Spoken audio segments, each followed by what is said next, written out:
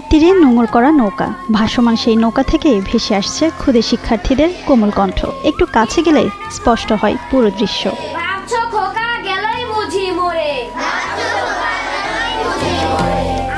এটি শুধু এক স্থান থেকে অন্য স্থানে যাওয়ার জার্নি নয়, বরং আস্ত এক স্কুল, যেখানে উন্নত মানের প্রজেক্টরে চলছে পাঠদান, শিক্ষার্থীরা চালাচ্ছে কম্পিউটার, আর এই সব কিছুই চলছে সৌরবিদ্যুতে।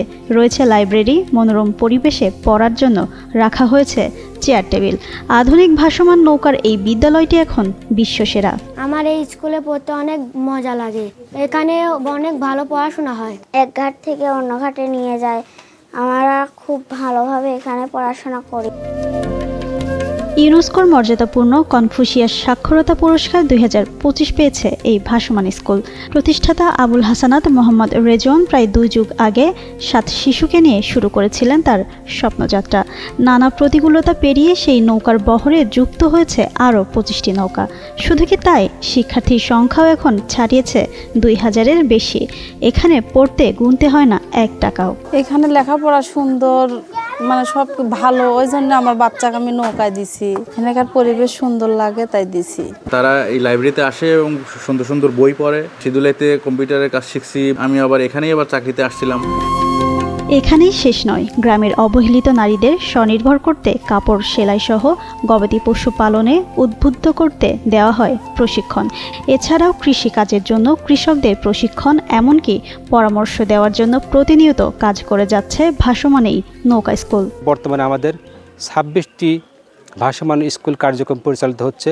আমরা চাই যে আরও বাংলাদেশের অধিকাংশ জেলায় আমরা এই কার্যক্রমটি সম্প্রসারিত করব এবং আমাদের এই ভাসমান স্কুল কার্যক্রমটি বিশ্বের মধ্যে প্রথম, এবং এই কার্যক্রমটি বিশ্বের প্রায় এখন 9টি দেশে পরিচালিত হচ্ছে।